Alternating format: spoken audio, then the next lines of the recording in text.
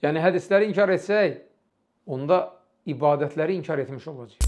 Bilirsiniz, tarixdə nə qədər Azərbaycanlı İslam alimləri olub, nə qədər mühəddislər olub. İndi gəlin, baxaq görək, Nizami Gəncəvi, Allah ona rəhmət eləsin. Doğrudanmı hədisləri oxuyurdu, hədislərə inanırdı, yoxsa bu bir cəfəngiyatdır? Sirlər Xəzinəsi 37-ci səhifədə görün nə deyir? Ya meydana əlini oğlu əri göndər, ya da şeytan üstünə cəsur Öməri göndər. Bunu Nizami Gəncəvi hardan götürüb? Nizami Gəncəvinin əsərləri Ermitajda, Şotlandiyanın Edinburgh şəhərindəki muzeydə, Manchesterdə John Raylands kitabxanasında, Vaşinqtonda, Londondakı kitabxanalarda və digər kitabxanalar və muzeylərdə saxlanılır, hörmətlə ona yanaşılır. Diqqət edin, indi bir-bir göstərəcəm sizə kitabları. Bu, bayaq dediyim Səhih Əl-Buxaridir. Nizami Gəncəvinin oxuduğu hədislər. Səhih Buxari. Ola bilər, kimlərsə çıxıb sosial şəbəkələrdə Əlixanın tərcümələrini oxumayın. Bu kitablar hamısı batil kitablardır. O kitabları yandırın və s. Boş-boş danışsınlar. Lakin onların danışdıqlarına əhəmiyyət verən çox azdır. Özləri ağılda olan insanlardır. Bismillahirrahmanirrahim. Elhamdülillahi Rabbil alemin. Vessalatu vesselamu ala eşrefil enbiyai vel mursalin. Nebiyyina Muhammedin ve ala alihi ve sahbihi ecma'in. Rabbi şrahli sadri ve yessirli emri. Bu ahlul uqdeten min lisani yefkahu qavli.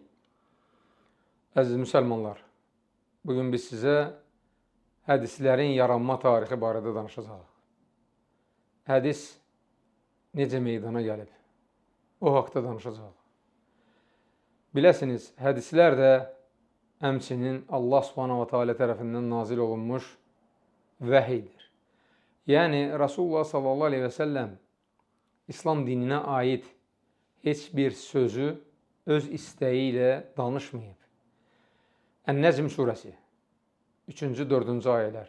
Allah Subhanahu Teala buyurur: "Və mə yantiqu anil hava in huwa illa vahyun yuha." Muhammed heç bir şeyi öz istəyi ilə danışmır. Danışdıqları hamısı ona nazil olmuş vəhiydir. Yəni, Allahın ona nazil etdiyi vəhiy ilə danışır. Bunlar da iki qismə bölünür. Birinci qism Quran-ı Kərimdir, ikinci qism də hədislərdir.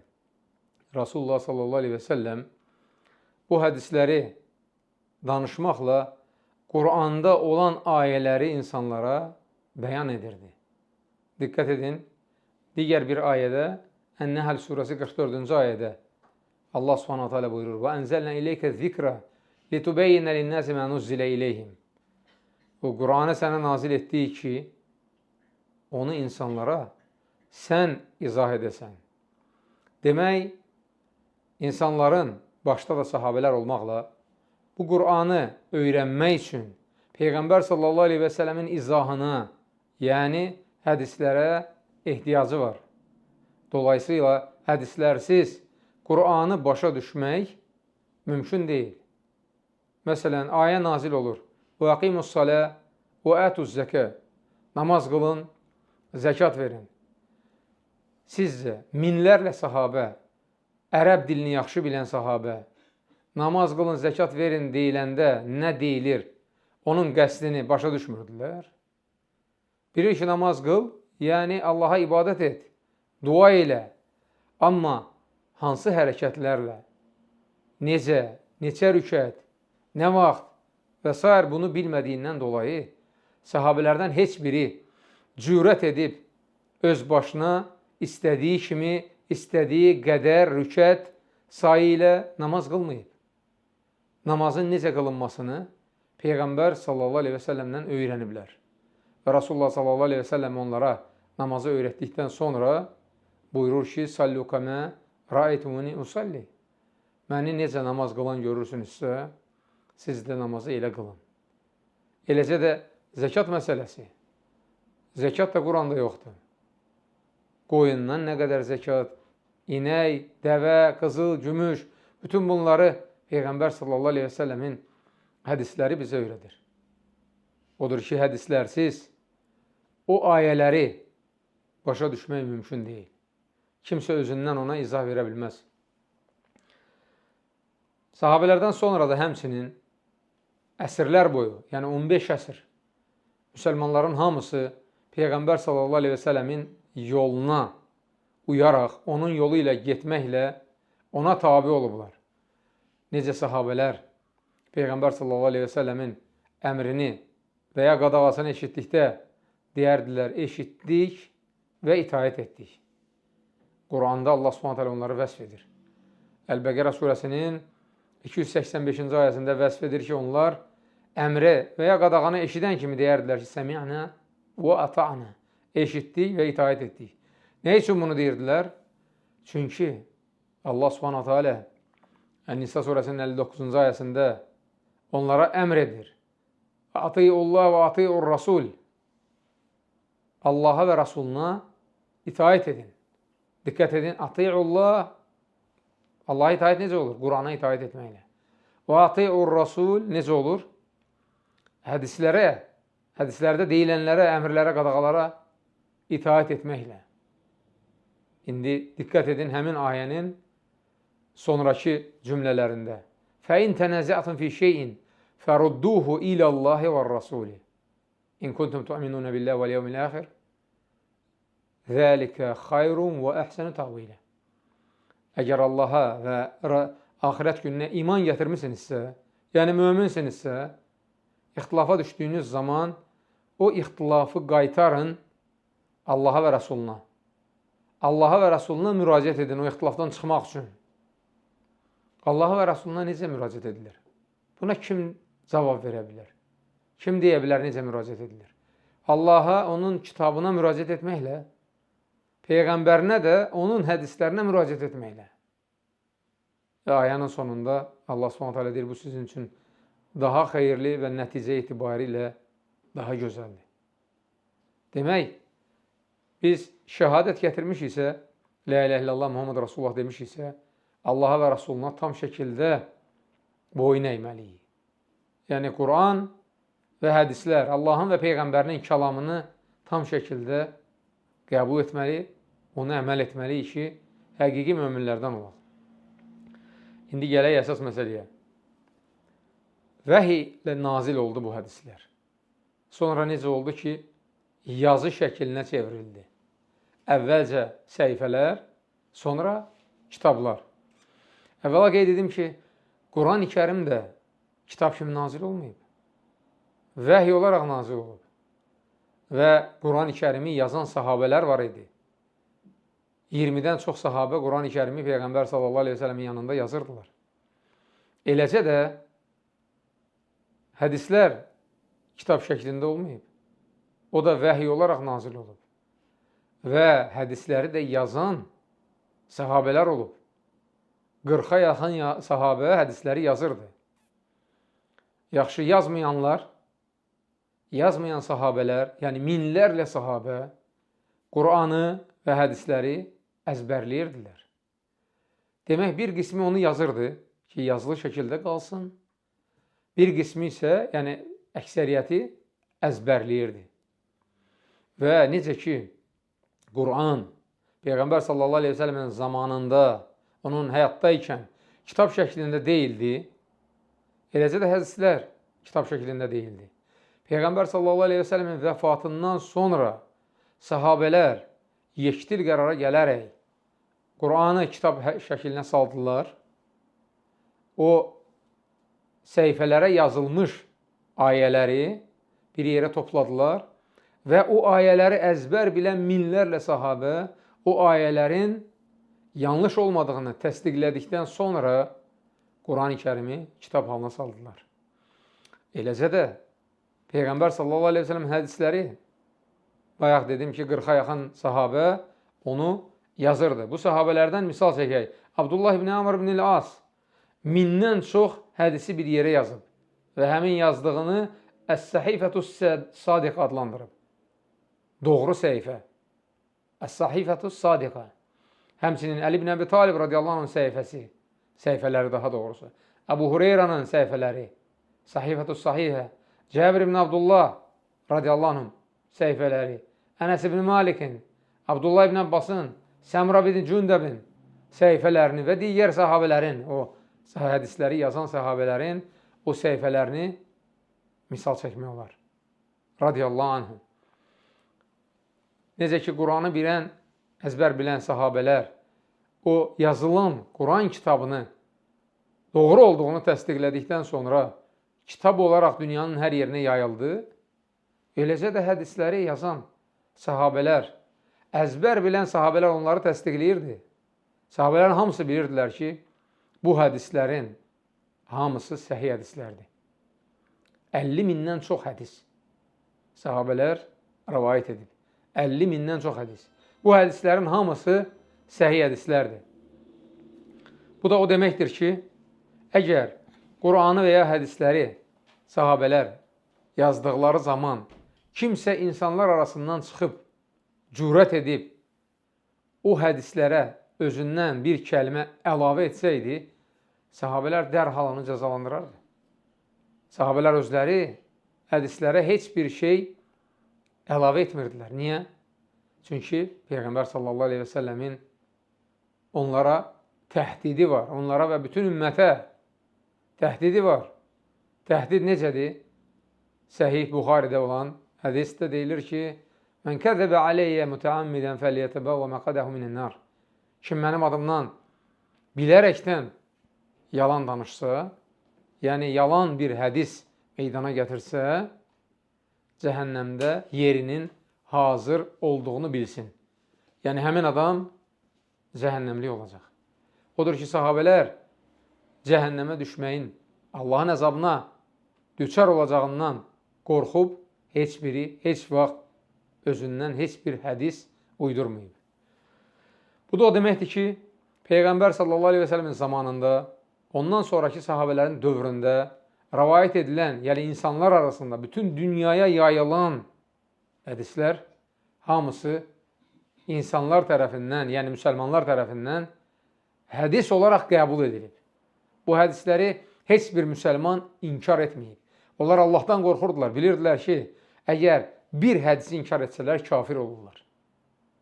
Yəni Peyğəmbər sallallahu aleyhi və səlləmin dediyini inkar etməklə, Allahın nazil etdiyi vəhyi inkar etməklə kafir olurlar və cəhənnəmli ola bilərlər.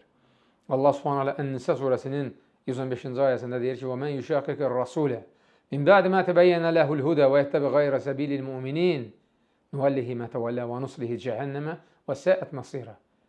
Kim Peyğəmbərdən açıq aydın dəlil, yəni hədisi gördükdən sonra, onun hədis olduğunu bildikdən sonra onu inkar etsə və müsəlmanlardan qeyrisinin yolunu tutub getsə, yəni hədis inkarçılarının, məsələn, onların yolunu tutub getsə, biz onu o yola yönəldərik. Axırda isə cəhənnəm odunda yandırarıq. Allahdan qorxmaq lazımdır, əziz müsəlmanlar. Allahdan qorxmaq və Peyğəmbər sallallahu aleyhi və səlləmə asi olmaqdan uzaq durmaq lazımdır. Bilirsiniz, İslam dinində 4 məzhəb, məşhur 4 məzhəb var. Hənəfi, Maliki, Şafii, Həmbəli məzhəbi. Bu məzhəblə gedən minlərlə, yüz minlərlə, milyonlarla müsəlmanlar bu məzhəb başında duran alimlərə hörmətlə yanaşırlar. Onların dediklərini qəbul edirlər.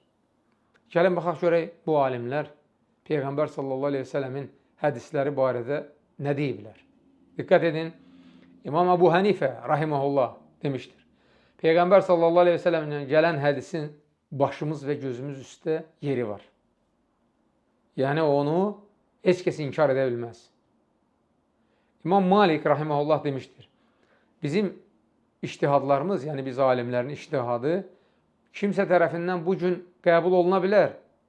Lakin sabah səhih bir hədisə rast gəlindikdə o iştihad kənara qoyulub hədis qəbul edilir. Və hər birimizin, hər bir alimin iştihadı bu gün qəbul edilib sabah rədd edilə bilər. Yalnız bu qəbrin sahibinin sözündən başqa. Barmağı ilə Peyğəmbər sallallahu aleyhi və səlləmin qəbrini göstərir. Yəni Peyğəmbər sallallahu aleyhi və səlləmin hədisindən başqa.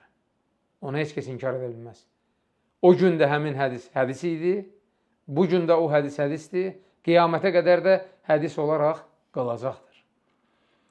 İmam Şafi rahimehullah deyir ki, mənim söylədiyim bir söz Rasulullah sallallahu aleyhi ve sellemdən gələn bir hədisə zidd olarsa, mənim sözümü divara çırpın.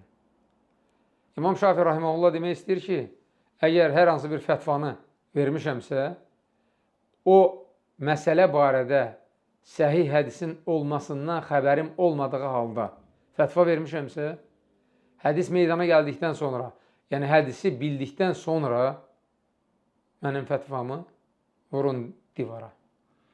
İmam Əhməd rahimehullah tələbələrindən birinə belə deyir: məni, Maliki, Şafini, Avzaini, Səvrini və digərlərini təqlid etmə.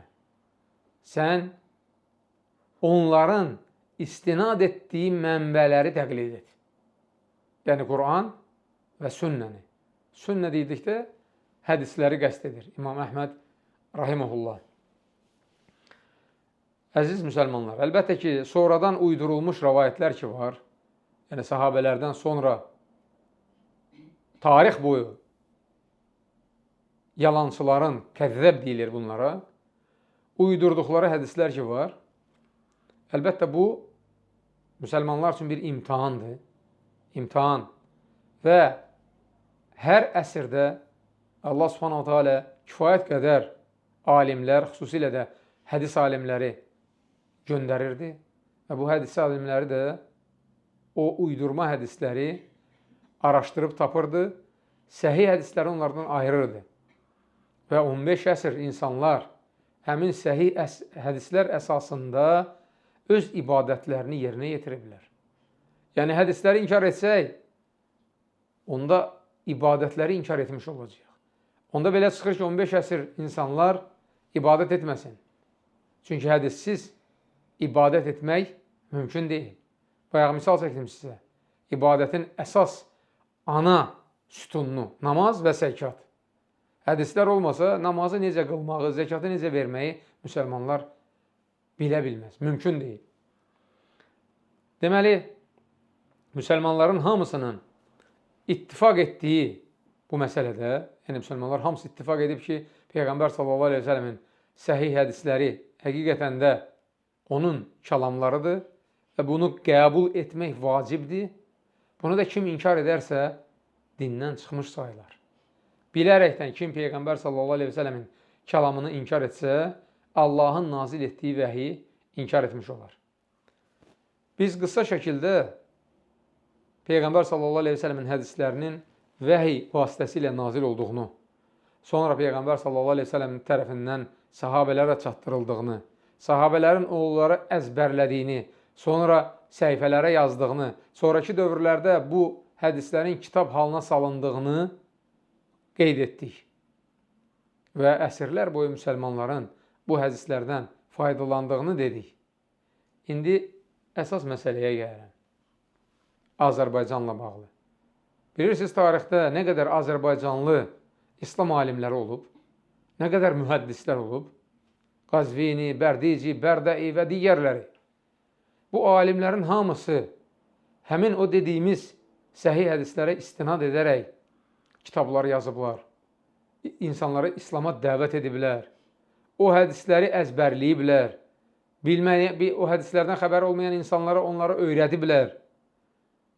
Hədisi inkar etməklə Azərbaycanın o dahilərini, mühəddislərini, İslam alimlərini hamısını təhqir etmiş oluruq.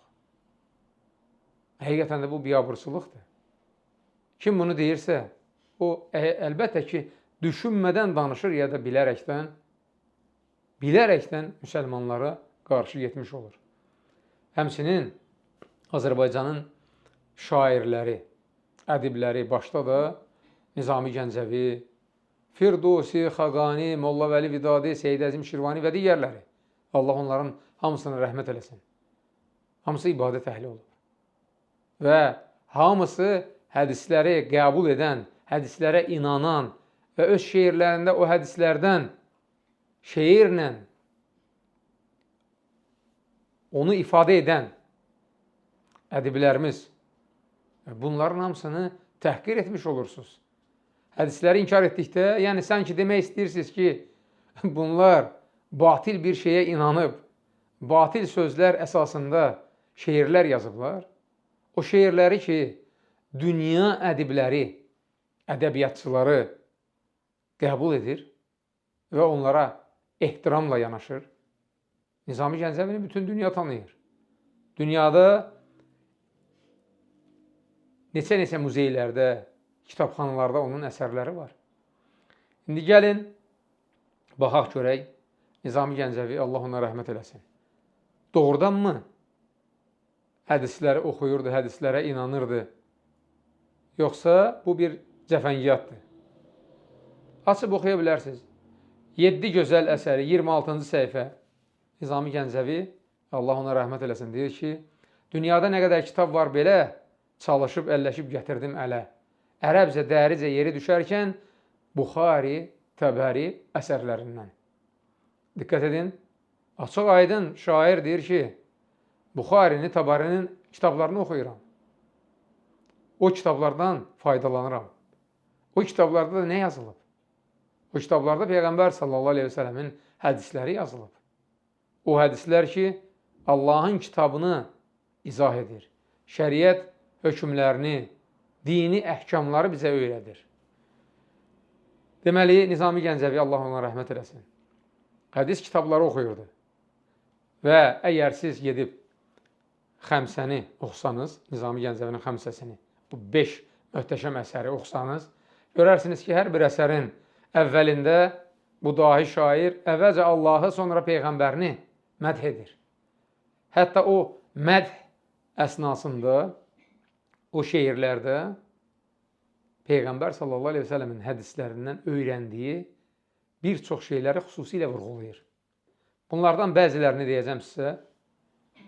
Diqqət edin, baxın, görün, Nizami Gəncəvi bu fikirləri hardan götürə bilər? Əlbəttə ki, ancaq hədislərdən. Leyli Məcnun əsəri, səhifə 35. Bu 5 vaxt namazdır əsli tövbənin, 5 növbə təbliğdir qapında sənin. İndi kimsə mənə deyə bilərmi ki, Quran-ı Kərimdə 5 vaxt namaz barədə ayə var. Ayə olsaydı, əhl-i sünnə və əhl-i şiə arasında ixtilaf olmazdı. Ayə var, ümumi ayədir.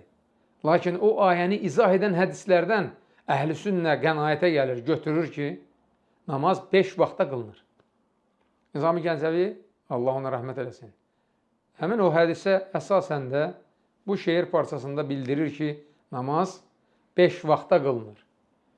Yaxud yenə Sirlər Xəzinəsi 37-ci səhifədə görün nə deyir. Ya meydana əlini oğlu əri göndər, ya da şeytan üstünə cəsur Öməri göndər. Bunu Nizami Gəncəvi hardan götürüb? Hardan bilirdi ki, bütün döyüşlərdə Əli ibn Əbi Talib radiyallahu anh öndə gedib, çox vaxt bayraqdar olub, tək-bətək döyüşlərdə qarşı tərəfin pəhləvanları ilə döyüşüb, onları məğlub edib. Həmçinin Ömər radiyallahu anh da, necə ki, hədisdə Peyğəmbər sallallahu aleyhi ve sellem deyir, şeytan onu görəndə yolunu dəyişib, başqa yolla gedir. Nizami Gəncəvi, Allah ona rəhmət eləsin, bu rəvayətləri hardan bilirdi?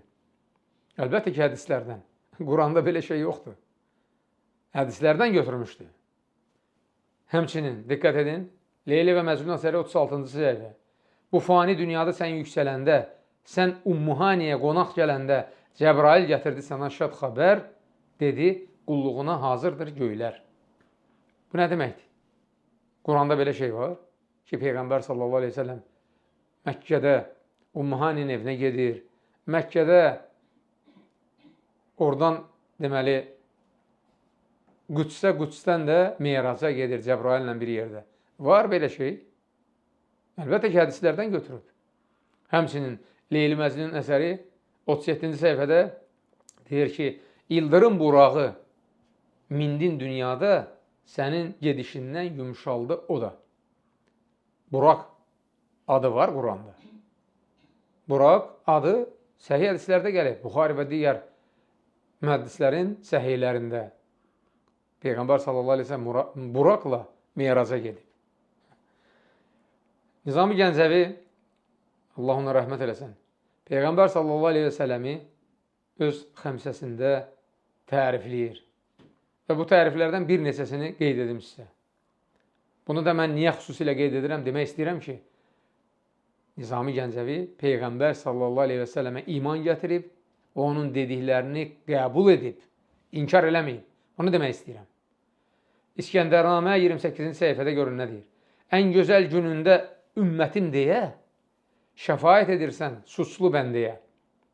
Diqqət et, Peyğəmbər sallallahu aleyhi və səlləm namaz qılır. Namazda ağlaya-ağlaya ümmətim deyir. Allah subhanahu wa ta'ala da ona Cəbrail vasitəsilə xəbər göndərir ki, sən o günahkar bəndələrə, ümmətindən olan günahkar bəndələrə qiyamət günü şəfaətçilik edəcəksən. Və bu hədisi Nizami Gəncəvi şeir olaraq bizə çatdırır. Həmçinin İskəndərnamə 23-cü səhifə. Odur öz ağlına eyləyən təkyə, ayı barmağı ilə bölən ikiyə. Quranda var belə bir ayə ki, Peyğəmbər sallallahu aleyhi və səlləm barmağı ilə belə etdi və ay ikiyə bölündü. Quranda yoxdur. Quranda var iqtarabətüs-səə və inşəqqəl qamar. Qiyamət yaxınlaşdı və ay ikiyə bölündü. Ayın ikiyə bölünməsi, necə bölünməsi o hadisə İmam Buxarinin səhihindədir. Müşriklər gəlib ondan bizə möcüzə göstər deyə möcüzə tələb etdikdə Peyğəmbər sallallahu aleyhi və səlləm Allahın əmri ilə barmağını qaldırır və belə işarə edir, ay ikiyə bölünür. Bu hadisəyə, bu hədisə Nizami Gəncəvi, Allah ona rəhmət eləsin, inanırdı. Ona görə onu şeir formasında bizə çatdırır. Xosrov Bəkirin 352-ci səhifə. Bu zaman əlində kəskin dəlillər yayırdı dinini bizim Peyğəmbər. Bəzən əbasına sarırdı ayı, bəzən ortasından yarırdı ayı. Bəzən dindirirdi yerdən qart daşı, bəzən daş olurdu onun sirdaşı. Bu nə deməkdir? Nə qədər hədislər var? O hədislərdə xəbər verilir ki, Peyğəmbər sallallahu aleyhi və səlləm məscidə gedərkən, yol gedərkən, yolun qırağındakı daşlar onu salamlayırdı. O da onları salamlayırdı. Yəni bu hədislər o hədis inkarçılarına gülməli gələ bilər. Amma Nizami Gəncəviyə Allah ona rəhmət eləsin, gülməli gəlmirdi. O buna iman gətirirdi. İnanırdı ki, Allah istədikdə o daşlar dilə gəlib Peyğəmbər sallallahu aleyhi və sələmə salam verə bilərlər. 7 gözəl əsəri, səhifə 34. Şam kimi zərli tac, əgər istəsən, gərək çox ağlayıb sən, az güləsən. Bu hardan götürülüb? Bu da həmçinin İmam Buxari rahimehullahın hədisindən. Peyğəmbər sallallahu aleyhi və sələm bir gün gəlir sahabələrinə deyir ki, mən bildiklərimi bilsəydiniz, az gülüb çox ağlayardınız. Peyğəmbər sallallahu aleyhi və sələm nəyi bilirdi? Bilirdi ki, günahkarın yeri cəhənnəmdir. Allahın əzabından qorxurdu. Ümməti üçün qorxurdu. Sahabələr də bundan qorxaraq ağlayardılar. Yəni onlar çox vaxt Allahın qiyamət gününün, cəhənnəmin və s. bunların hamısını düşünərək ağlayardılar. Çox gülmək qəlbi öldürür, əziz müsəlmanlar. 7 gözəl səhifə 40. Yaxşı adamlarla sən ol həm söhbət, yaxşıdan yaxşılıq görərsən fəqət. Çəməndə oturan gül ətri verər. Nadanla otursan zərəri dəyər. Şair bunu hansı hədisdən götürüb? Hamınıza məşhur bildiyiniz hədisdir. Peyğəmbər sallallahu aleyhi ve sellem deyir ki, yaxşı dostla pis dostun məsəli ətir satanla körük vuranın məsəlinə bənzəyir. Ətir vuranın yanına gəlib getdikdən sonra, yəni dükanına gəlib getdikdən sonra səndən gözəl ətir isi gəlir. Dəmirsinin, o körük vuranın yanına gəlib getdikdən sonra üstündən tüstü isi gəlir. Həmçinin, bu da çox möhtəşəm şeir parçasıdır. 7 gözəl 41-ci səhifə.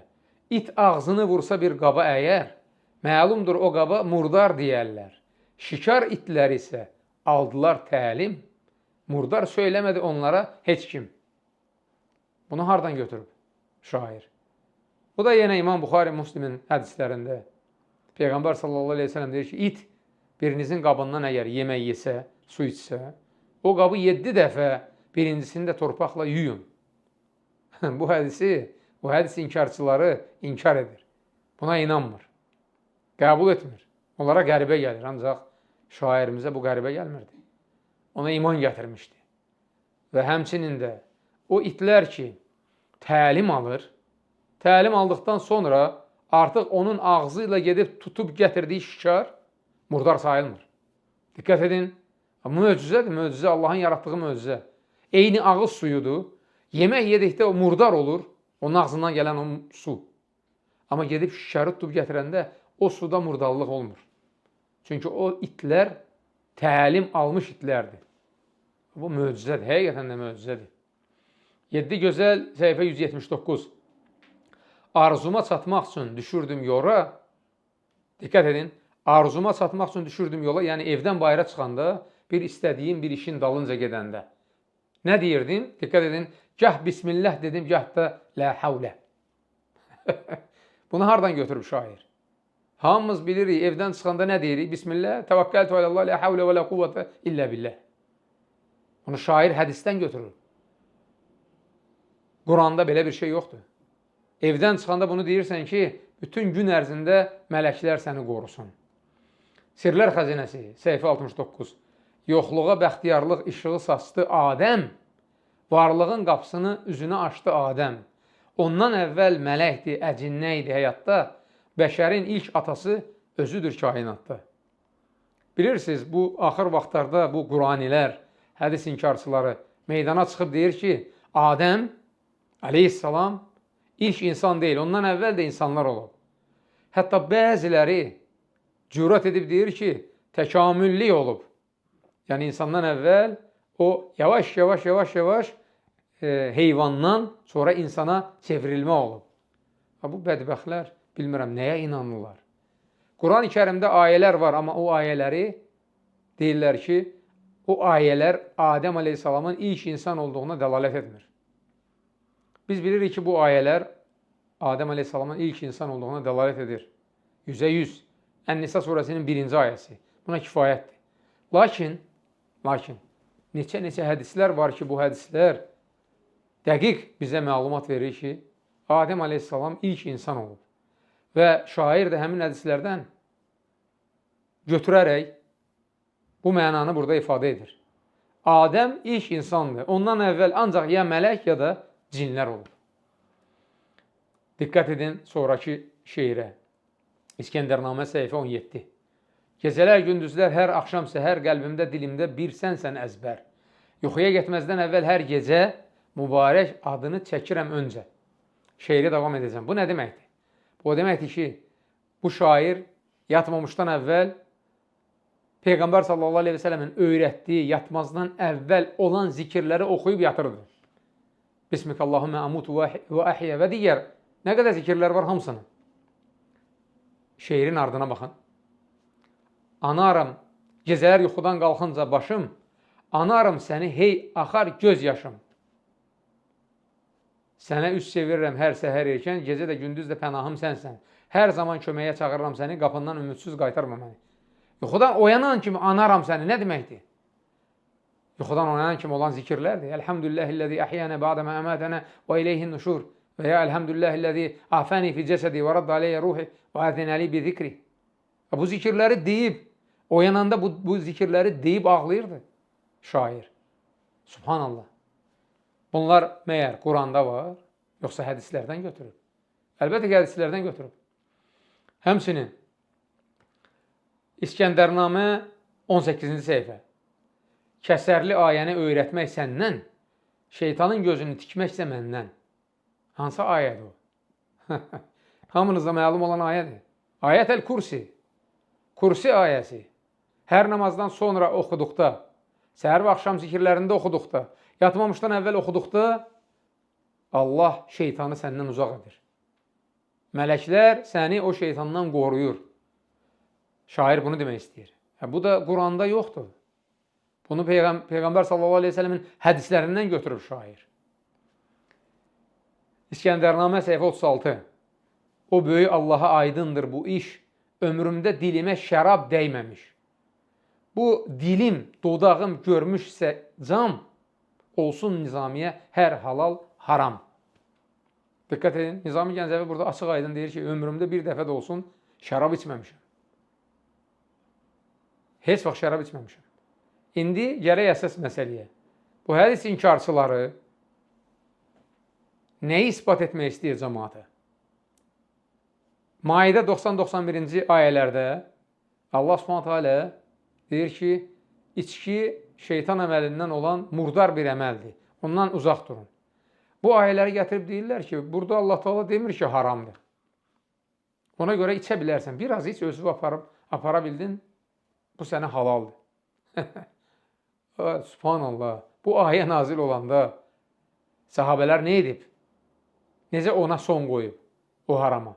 Şərabların hamısını aparıb boşaldıblar çölə. Hədislər Buxari Müslimdədir. Bu hədisləri qəbul edən, bu hədislərə iman gətirən bu şair, bu mömin şair, Peyğəmbər s.ə.v-in yolunu gedən, əhl-i sünnədən olan bu şair heç vaxt ömründə dilinə şərab dəyməyib. Və nəhayət Xosrov Vəkirində səhifə 29-da görün nə deyir? Gələndə soyun yuxu, bitəndə tabım, güllərim tökülsə qalsın gülabım. Dilimə sən özün bəxş et şəhadət, işimin sonunda tapım səadət. Nə demək istəyir şair? Demək istəyir ki, mən vəfat eləyəndən sonra canımı alsan da, əməllərim qalsın, əməllərimi yaşat. Tarix boyu məndən sonraki insanlar mənim əməllərimdən faydalansın. Və son nəfəsimdə dilimə şəhadət gəlməsini deməyi müvəffəq et ki, cənnətli olun. Bunu şair hardan götürüb? Quranda belə bir şey var. Məhər Quranda belə bir hədis var ki, Quranda belə bir ayə var ki, insan vəfat etdikdən sonra onun 3 əməli ona qiyamətə qədər savab qazandırır. Ardı arası kəsilməyən sədəqə, əməli salih övlad və bir də elm, faydalı elm. Nizami Gəncəvi bunu qəsd edir. Mən vəfat etdikdən sonra elmim qiyamətə qədər qalsın, onu yaşat, insanlar ondan faydalansın. Və ikinci misrada dilimə şəhadət bəxş etmək. Məyər Quranda elə bir ayə var ki, kimin son kəlməsi la ilahe illallah olsa, vəfat etsə cənnətə girər. Yoxsa bu Səhih Buxari Müslimin hədislərindədir. Peyğəmbər sallallahu aleyhi ve sellem deyir, kimin son kəlməsi la ilahe illallah olsa, dünyadan köçsə cənnətə girər. Bax, şair bu hədislərdən bu mənanı çıxardıb. Sonluğuna baxın şairin, dalbadal şeirlərini oxuyacam ki, Allahdan nə istəyib. Özünüz başa düşəcəksiniz ki, bunları şair hansı hədislərdən götürüb. Xosrov Vəkirin 351-ci səhifə. Hər ağıllı ona iman gətirər, hər kim qarşı çıxsa ziyan gətirər. Burada şair Peyğəmbər sallallahu aleyhi ve səlləmi vəsf edərkən, onu tərifləyərkən bu iki misranı söyləyir. Ona iman gətirmək. Muhammed sallallahu aleyhi ve səlləmə. 7 gözəl səhifə 21. Nizami, bu fani dünyadan əl çək. Kim ki alçalmadı o yüksələcək. Çalış ahirəti əməlinlə al. Muhammed dininlə, işinlə ucal. Nə demək istəyir? Demək istəyir ki, Peyğəmbər sallallahu aleyhi ve səlləmin əmirlərinə itaət edib, qadağalarından çəkinsən, ahirəti qazana bilərsən. Əsas budur. Həmçinin İskəndərnamə səhifə 413. Bu çətin yollarda budur məqsədim. Sənin bəyəndiyin bir yolla gedim. Allaha müraciət edir. Sənin bəyəndiyin bir yolla gedim. Allahın bəyəndiyi yol hansı yoldur? Əziz müsəlmanlar. Allah Subhanahu taala Quranda nə deyir? Ali İmran surəsində. Qul in kuntum tuhibbunallaha fattabi'uni yuhibbukumullah və yaghfir lakum zunubakum. De, əgər siz Allahı sevirsinizsə, yəni istəyirsinizsə ki, Allah da sizi sevsin, günahlarınızı bağışlasın, onun bəyəndiyi yolla gedin. Hansı yoldur? Peyğəmbər s.ə.v-in yolu. Fəttəbi'uni yuhibbukumullah və yaghfir lakum zunubakum. Mənim yolumla gedin ki, Allah da sizi sevsin və bağışlasın. Fikir verin. İndi şeirin ardına baxın. Elə kömək et ki, işlərimə sən özün şad olasan dediklərimdən. Yəni, elə işlər görüm ki, sən onu qəbul edəsən məndən. Məndən razı qalasan. Allaha müraciət edir. Mən öz xoşum ilə gəlim önünə, itaət eyləyim Peyğəmbərinə. Fikir verirsinizmi? Peyğəmbərin yolu ilə gedim ki, məndən razı qalasan, məni bağışlayasan, məni sevəsən. Peyğəmbər s.ə.v-in yolu idi. Bu xəmsədən çəkdiyim bir neçə az sayda misallardır. Doludur belə misallar xəmsədə. Təkcə xəmsə deyil. bayaq adlarını çəkdiyim Firdovsi Xaqani, Seyyid Əzim Şirvani, Molla Məli Viladi və digər şairlərimiz hamısının şeirlərində kifayət qədər Peyğəmbər sallallahu aleyhi və səlləmi vəsf edən şeirlər vardır. İndi bu hədis inkarçıları bu qədər dediklərimizdən sonra yenə də mi deyəcəklər, Nizami Gəncəvi boş-boş şeylərə inanıb, boş-boş hədisləri qəbul edib, bilinmir heç o hədislər nədir? Bunu deyən adam bir gün gəlib deyəcək ki, ümumiyyətlə Nizami Gəncəvi o özü boş-boş şeylər yazıb. Nizami Gəncəvi heç bilinmir yazıb yoxsa yazmayıb, yoxsa onun adından yazıblar. Bilinmir onun şeirləri doğrudan da şeirdir, yoxsa onun adını ucaltmaq üçün sonradan bu şeirlərə əlavə edilib. Azərbaycanda müasir şairlərdən kimlərsə o şeirlərə öz sözlərini əlavə...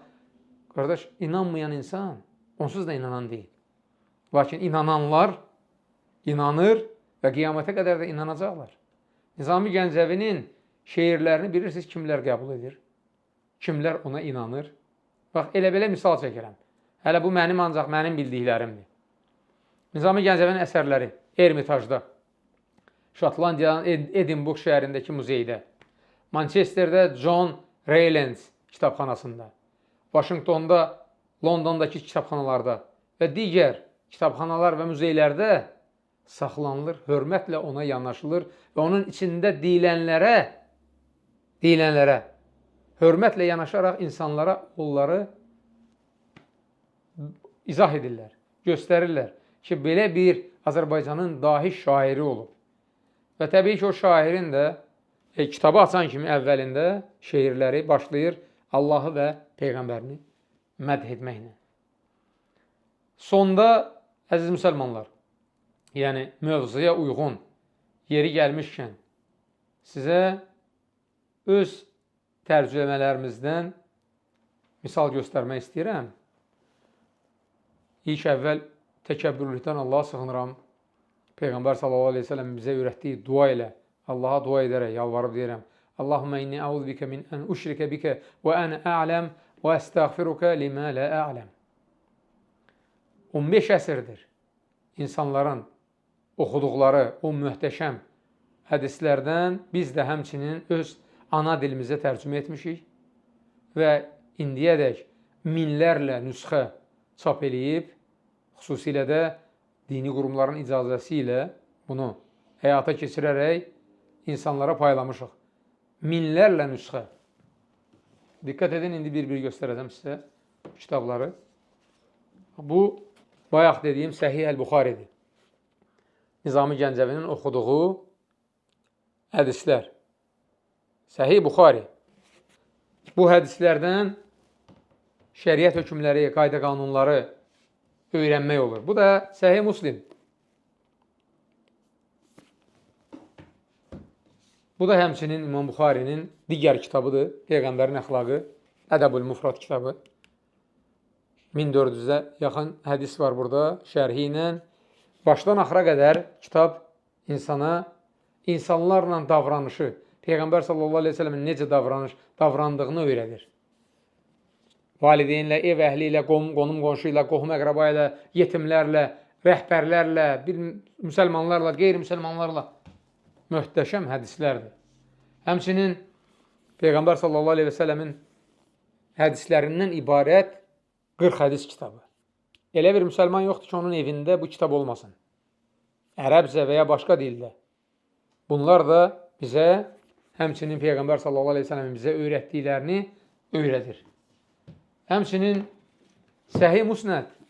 Bunlar xüsusilə hansı ayələr, hansı səbəbdə, hansı hadisədən sonra nazil olub. O hədisləri özündə cəm edir. Peyğəmbər sallallahu aleyhi ve selləmi bizə tanıdan sonuncu hazırladığımız kitablardan biri. Bundan da əldə edib, oxuyub Peyğəmbər sallallahu aleyhi ve selləmi tanıya bilərsiniz. Və nəhayət, ən möhtəşəm, Peyğəmbər sallallahu aleyhi ve selləmi vəsf edən ən möhtəşəm kitablardan biri Şəmail-i Nəbi, Peyğəmbər sallallahu aleyhi ve selləmin xislətləri, İmam Tirmizi rahiməhullahın hazırladığı kitabdır. Bu kitab Rasulullah sallallahu aleyhi ve sellemin nə cür insan olduğu, əvvəlcə zahiri görünüşü, boyu, buxunu, rəngi, saçı, gözü, qaşı, dodağı və s. bunu vəsf edir. Arxasınca da Rasulullah sallallahu aleyhi ve sellem necə oturub, necə durub, necə yeyib, necə içib, necə yatıb, necə durub, hamısını bizə bəyan edir. Peyğəmbər sallallahu aleyhi ve selləmi tanımaq istəyən adam bu kitabı oxusa, onda təsəvvür yarana bilər ki, o böyük, o dahi şəxsiyyət necə bir insan olub. Peyğəmbər sallallahu aleyhi ve selləmi tanıyan neçə kafirlər olub ki, tanıdıqdan sonra dərhal İslamı qəbul edib. Hələ görməyib, onu görmədən, onun əxlaqından xəbər tutan kimi, onun necə insan olduğunu bilən kimi dərhal İslamı qəbul ediblər. Ola bilər, kimlərsə çıxıb sosial şəbəkələrdə Əlixanın tərcümələrini oxumayın, bu kitablar hamısı batil kitablardır, o kitabları yandırın və s. boş-boş danışsınlar, ola bilər. Lakin onların danışdıqlarına əhəmiyyət verən çox azdır, özləri ağılda olan insanlardır. Bu kitablar 15 əsrdir ki, daha doğrusu bu hədislər 15 əsrdir ki, oxunur və bundan sonra da qiyamətə qədər çox güman ki, oxunacaq. Və bu təkcə Azərbaycan dilində deyil, dünyanın bütün dillərində bu hədislər tərcümə edilir, insanlar bu hədislərdən faydalanır və bu hədisləri ağlı başında olan müsəlman inkar etmir. Onu sevə-sevə qəbul edir. Odur ki, əziz müsəlmanlar, sizə nəsiyyətim, o hədis inkarçılarından uzaq durun. Onlara Allahdan hidayət deyin ki, Allah onlara hidayət versin, yazıqdırlar. Nə qədər ki, bu həyatdadırlar, haqq yola gəlsinlər. Və sonda hamımız üçün Peyğəmbər sallallahu aleyhi ve sellem bizə öyrətdiyi dua ilə Allaha dua edib deyirəm. Allahümmə ərinəl haqqə haqqan varzuqnə tibəh və ərinəl batilə batilən varzuqnə ictinəbə. Allahım, haqqı bizə haqq olaraq göstər və bizi haqq yola yönəlt. Həmçinin batili bizə batil olaraq göstər və bizi ondan uzaq et. Subhanəkallahumma və bihəmdik. Əşhədu ən la iləhə illə ənt əstəğfiruka və atubu ileyk.